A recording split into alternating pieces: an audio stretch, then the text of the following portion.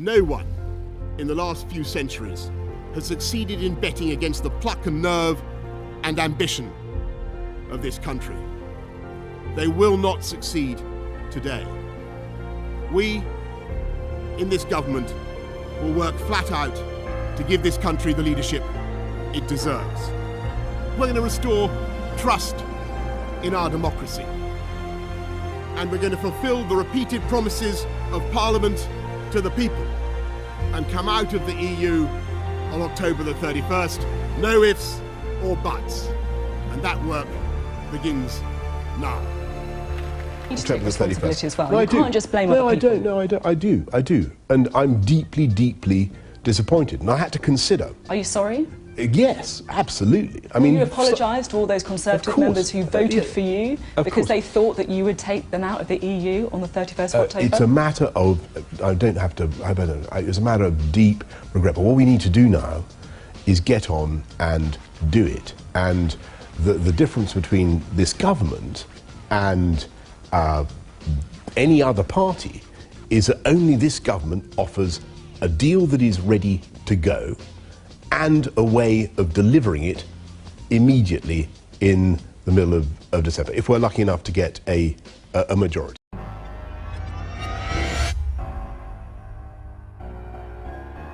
Hey everyone, welcome back to Political X. For more knowledge and updates on UK, European and US politics, make sure you subscribe to this channel.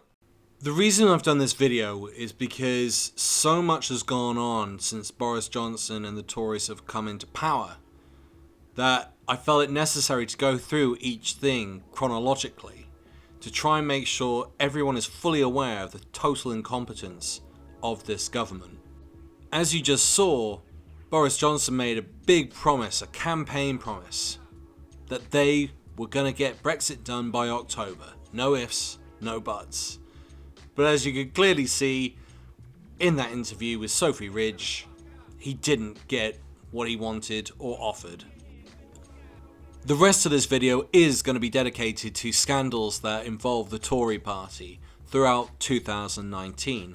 I will definitely be doing a 2020 and a 2021, all in the lead up to a general election.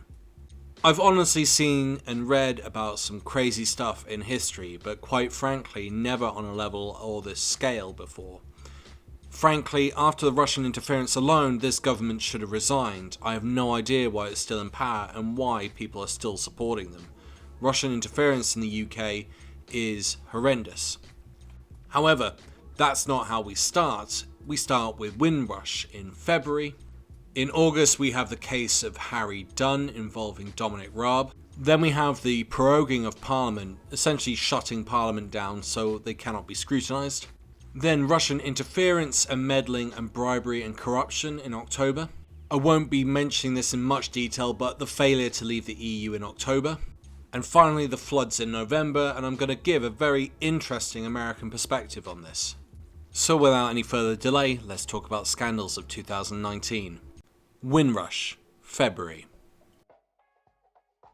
After World War II, Britain had a shortage of labour and invited people from around the empire to come and work in Britain. The Post-War Nationality Act, in theory, offered places to over a quarter of the world's population. During that time, over 500,000 people now living in the UK arrived between 1948 and 71 from Caribbean countries, and they've been called the Windrush generation. But some of the people who arrived in the UK as children with their parents were later told wrongly that they were here legally. In 1971, these people were told to stay permanently, but the government didn't keep a full record of them. And some of these people didn't apply for official paperwork, like a passport. In 2012, there was immigration law changes, which caused absolute anarchy for people who didn't have official documents. This led to some being sent to immigration detention centres and facing deportation despite having been in the country for over 70 years. In 2019, the issue of compensation was succinctly put forward by David Lammy, MP. Every single one of these cases is a shocking indictment of this government's pandering to a far-right racism, sham immigration targets and a dog whistle of the right-wing press. The Home Secretary has spoken about being a second-generation migrant himself. On taking this job, he promised to do whatever it takes to put this wrong right. We are now 10 months on from when this scandal broke. Not a penny has been paid out to any Windrush victim in a compensation scheme. The independent Windrush Lessons Review has not yet reported. I say to you, Home Secretary, before the review is even complete, why are you deporting people? We hear about deportation flights to Jamaica this week, when you have detained up to 50 black British residents and given them open window removal notice. Why are you deporting them, given that this review is not reported and there's been no compensation? Home Secretary Javid said, "I've been very clear that the experiences of some members of the Windrush generation have been completely unacceptable, which is why I'm committed to the rights and wrongs of successive governments. I've personally apologised to those identified through this review, and I will make sure they receive support and access to compensation scheme. Since we launched the Commonwealth Citizens Task Force, over 6,400 individuals have been given documents to confirm their status so that they can get on with their lives in the UK. This would sound good if it weren't for the fact that it's now 2021 and he still hasn't got off his Todd to actually offer compensation, which we'll discuss later. But the most interesting thing I find is that if you're Boris Johnson, an American citizen by birth, you're able to do anything you want and get away with it. Entirely right that foreign national offenders should be deported from this country in accordance with the law. Jeremy Corbyn. The government has learned absolutely nothing from the Windrush scandal.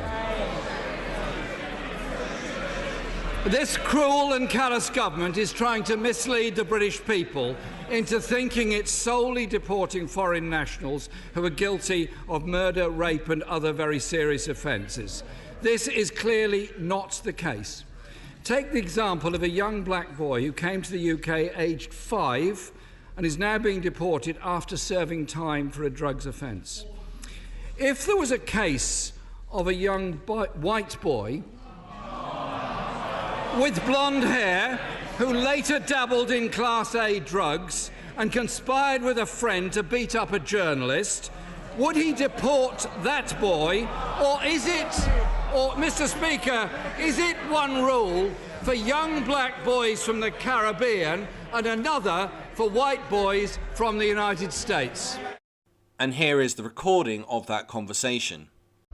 How badly are you going to hurt this guy? Not badly at all. I want to know. Okay, let me explain this. If this guy is seriously, I'm curious. I guarantee you, he will not be serious. How badly hurt will he be? He will not have a broken limb or broken arm. He will not be put into intensive care or anything like that. He will probably get a couple of black eyes and a cracked rib or something like that. Nothing which you didn't suffer in rugby, okay? But he'll get scared, and that's what I want him to do. I want him to get scared. I want him to have no idea who's behind it. Okay? Sorry, if I get You will not, Boris. I swear to you. If you knew... I'm not scared. I just got this bloody number for you. Don't worry. Okay, Derry. I said I'll do it. Don't worry. Boris, I really mean it. I love you. The sleaze gets worse because the British government ends up protecting an American citizen who killed a British child. On the 27th of August 2019, 19-year-old Harry Dunn died following a road traffic collision. He was riding his motorcycle in Northamptonshire and it was near the exit of RAF Croton. A car travelling in the opposite direction on the wrong side of the road collided with him. Now, admittedly, Anne Secoulis, the wife of a CIA employee who was based on that RAF base, stayed at the scene of the crime and also admitted that she was driving on the wrong side of the road. And the police said that based on the CCTV footage, they believe that to be true. She was breathalyzed and deemed not under the influence of alcohol. However, this is where things get sticky. Anne Secoulis claims for diplomatic immunity due to her husband being a CIA agent, and she was shipped out of the country. I could detail why she should or should not have been allowed immunity, but quite frankly, the law was pretty clear under UK law, not international law. She was not allowed immunity outside of the base, nor really as a family member, but only if she was an employee. Dominic Raab would have known this if he bothered to read the actual documents pertaining to this sort of circumstance, but he didn't, because Dominic Raab never reads anything and he always makes mistakes, whether that's not reading the Good Friday Agreement, not understanding Dover, or having a calamitous affair with Afghanistan. Nevertheless, this photo was taken on the 12th of September, and it's an eye-opener of a photo. This image is of a drinks party held between the UK and US embassies. This is Ambassador Woody Johnson, and on the right there is Liz Truss. This is all taken the night before the US embassy tells Britain that Anne Sakoulas is leaving the country. All sat there sipping champagne, having a good old jolly, whilst one of our citizens is dead. On the 13th of September, the FCO was informed by the US Embassy that they would not waive immunity and that the individual would be leaving the country imminently unless the UK had strong objections. We duly and immediately objected in clear and strong terms and have done since. FCO standing for Foreign and Commonwealth Office. However, the level of deceit was unravelled when it was revealed through a text that senior diplomat Neil Holland, then serving as the Foreign and Commonwealth Office's Director of Protocol, had texted his US Embassy counterpart stating, "I think that now the decision has been taken not to waive immunity. There's not much mileage in us asking you to keep the family here. It's obviously not us approving of their departure, but I think you should feel able to put them on the next flight out." The text was dated the 14th of September, Sakoulas left the country on the 15th of September. Essentially, this means that Dominic Raab and his office gave the okay for an American to come over, kill a British citizen, and then leave without facing our courts. Have a listen to what Harry Dunn's mother thought of the entire situation when she found out that the embassy had met the night before and had all had a big jolly over some champagne. Sick doesn't even come close. Celebrating life. You know, the drinks were flowing, but it was just more evidence for me over the last few days that Harry was the most unimportant thing to them ever. You might think I'm being flippant when I'm accusing the British government of allowing people to come over and kill our citizens and leave, but frankly that's what she's done, and that reaction says quite a bit. This reaction is what happened when Dominic Raab was confronted by Harry Dunn's dad, Tim Dunn, at a hustings because Dominic Raab had been avoiding the family. We feel he's lied to us 2 or 3 times in meetings and in statements he's made through the Commons, and we feel that people should know how he really is as a gentleman and how he comes across to us as our family. As Dominic Raab arrived, Harry Dunn's father tried to speak to him. Mr. Raab, it's Mr. Dunn. Could I have a question with you, please? Is Mr. Dunn Harry Dunn's father? Do you know what? I'm very happy to see you any time, but I better go in there for the hustings. I'm really happy to come and see you any time. Not right in front of the cameras. It's not on. I'll tell you what's not on: allowing killers to escape the country. He wants to speak to you. Please, Mr. Raab. I don't want to keep the other people waiting, but I'm very happy to see you any time. You've got my number. I don't have your number. You know that. I gave you my private. No, you didn't. You didn't give us your number at all. Really good to see that our politicians really care about their citizens. He wants answers. If he wants to come and give me some answers, but not come and give me the same spiel he gave me last time when he lied to me to say that the diplomatic duty was in place when the day before he knew it wasn't. I mean, I just want to ask him why he would do that to us. He can see we're grieving. We can see we want answers for our son and just sweeping it under the carpet.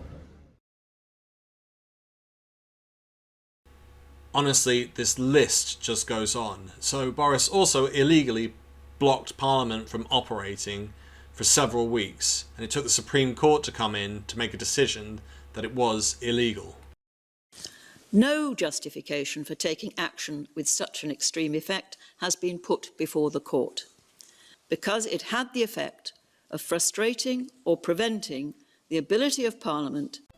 So it's a bit of a mixture of reasons as to why this happened. Essentially, the government needed legislation to go through, so that's the cabinet, that's Boris Johnson's cabinet, but they didn't want parliamentary scrutiny. So they didn't want democracy to take effect. And the Supreme Court ruled that essentially the reason for this taking so long didn't seem to add up. There was no reasonable justification. On the facts, the courts concluded the government had not offered any justification for the prorogation's length, let alone a reasonable one, and accordingly the decision to prorogue was unlawful. So where to begin with this man, and his influence and interference in the UK? We could start with the fact that he seems to be able to come over here with his goons and whack as many people as he likes, with very little consequence. And within those whackings we could also talk about the fact that he dumps chemicals or radioactive waste across the UK. And what's the consequence? You tell me. Kicking out some diplomats. Right, that's really going to upset him. And of course, only as recent as 2021, he seems to be at it again, in Germany and supposedly or allegedly within the UK. But unfortunately, that is not the worst deed that this man has done. It is the interference in our elections, but it's also the reaction of our politicians to that interference, which has been none. No interference. Oh, except for this. During the election campaign for 2019 in November, we had questions being asked to Boris Johnson as to whether or not there was interference, and this is what he said. That particular report, I saw no reason whatever to change the timetable for publications of a report just because there was a general election going on. I think the public deserve to know that in advance of the vote. Well, I saw no reason to change the timetable for the publication of a report simply because of the general election on. I can tell you I've seen no evidence of any Russian interference in any British democratic event. Whether or not there was Russian interference or any kind of influence. There is absolutely no evidence that I know If that's the case, then why not release it? To show any interference in any British electoral event. The report reveals that no one in government knew if Russia interfered in or sought to influence the referendum because they did not want to know. The UK government have actively avoided looking for evidence that Russia interfered. We were told that they hadn't seen any evidence, but that is meaningless if they hadn't looked for it. The committee found it astonishing that no one in government had sought beforehand to protect the referendum from such attempts or investigated afterwards what attempts to influence it there may have been. The government, the UK government, should have recognised the threat back in 2014 in relation to the Scottish referendum, but it didn't. It didn't understand the threat until after the hack and leak operation against the Democratic National Committee in the United States. And because it was too slow to recognise the threat, it didn't take action to protect the UK in 2016. One would have thought that once the existence of that threat had been understood, seeing what had happened in the US, that someone here would have wanted to understand the extent and nature of the threat to the UK, and we wanted to see the post-referendum assessment. But there isn't one. There has been no assessment of Russian interference in the EU referendum, and this goes back to nobody wanting to touch this issue with a 10-foot pole. No matter how politically awkward or potentially embarrassing, there should have been an assessment of Russian interference in the EU referendum, and there must now be one. And the public must be told the results of that assessment. It is frankly nothing short of treason to see someone like our Prime Minister deny and deny and deny there was Russian interference, only for the report to come out and say there was interference in the Scottish independence referendum, there was interference and hacking in the United States, and we don't know about any other UK election because we haven't looked, we haven't even instructed anyone in our secret services to look and research. And then we start to figure out why there's potential resistance into researching into Russian interference, because MPs in both Tory and Labour parties are showing up as having taken money from Russian donors, with a number of them having deep connections with the Russian Secret Service and Putin himself, including a former Putin ex-girlfriend. What has taken place is nothing short of treason, and I will be doing an updated video of Russian interference in the UK in the very near future. If that year hadn't been bad enough, we had memories dug up about Grenfell Tower. A large number of the families has still not been resettled by 2019. But the real horror came from this idiot, Jacob Rees-Mogg, coming out and suggesting that part of the reason for the problem wasn't the fact that the government had allowed cladding, plastic, wrapped around buildings to be put up. It was, according to Jacob Rees-Mogg, it was the fault of the people inside not having common sense to actually leave the building, to ignore the fire service instructions, which of course a Tory would do. Because Tories are a rule unto themselves. They don't need to listen to others. They can take their own lead.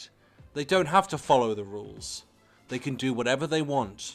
Because of the cladding, leading to the fire racing up the building, and then was compounded by the stay put policy. And it seems to me that that is the tragedy of it, that the more one's read over the weekend about the report and about the chances of people surviving, if you just ignore what you're told and leave, you are so much safer. And I think if either of us were in a fire, whatever the fire brigade said, we would leave the burning building. It just seems the common sense thing to do, and it is such a tragedy that that didn't happen. But a big thank you to all of my patrons. It really helps keep the channel running. And of course, if you would like to become a patron yourself, you can do so for no more than the price of a coffee. So on to our final clip, which I find really interesting and quite revealing about the Prime Minister. And he makes excuses which we get to hear on camera, but it's also interesting to see another President Johnson tackle the issue very differently. It took Boris 5 days to get his ass up into the north to find out what was going on with the floods and why there was such a problem. And he even makes a pathetic excuse saying that other people were telling him not to go. He is the Prime Minister, he takes charge. And boy does he get a telling off from the Northerners. Shock. If the community can come together in such a short time to respond to the needs, to those people that have been devastated, upset, emotionally, lost their livelihoods, their possessions, and it's took you over 5 days. You should have been there Saturday morning having a meeting, making sure that these people get the help and the support. And I'm sorry, your announcements yesterday was a pittance. Hello. Hello. You took your time, Boris, haven't you? Yeah. Where you been? All right. Well, we've been on it round the clock. We've been on it round the clock. And is there anything in particular that you'd like us to do to No, thank help? you. No? No. He came offering sympathy, but for some, it was just too late. I'm not very happy about talking to you, so if you don't mind, I'll just tell me what I'm doing. So some of you might have gone, what on earth is he talking about? Another leader Johnson? Well, interestingly enough, President Johnson, who took over from Kennedy, had a similar issue on a bigger scale in New Orleans, where there was a hurricane that dumped a lake full of water across the city, and guess what President Johnson did? Let's have a listen. By mid-afternoon, the presidential plane is on its way from Washington. At 5 o'clock, Air Force One lands at New Orleans, bringing the president, his aides, and leaders of the Louisiana congressional delegation to survey the damage, see what needs to be done. How much training have you had for this type of work? About 15 minutes, I guess. The president declares Louisiana and Florida both disaster areas, tells the Office of Emergency Planning to coordinate federal assistance. How did no one twig he could have looked quite prime ministerial going up north dealing with this problem? But he never does. When everything kicked off in Northern Ireland, he was having ice cream. When COVID happened, he went on holiday. This man is not up for the task. He should not be Prime Minister. No one should ever vote for the Tories again for having had this level of incompetence brought in its leadership. This is something to think about for all of us. So on that final cheerful note, what did you think of my list from 2019? I'd love to hear your thoughts. Did I miss anything out? Do you think some of this should have had more detail put into it? I'm always curious. Anyway, I hope you enjoyed my political observations this week. If you'd like to support me, please share the video with others and post about it on social media. If you're keen for more, subscribe, comment, like, and hit that notification button. Thanks for listening, and see you next time on Political X.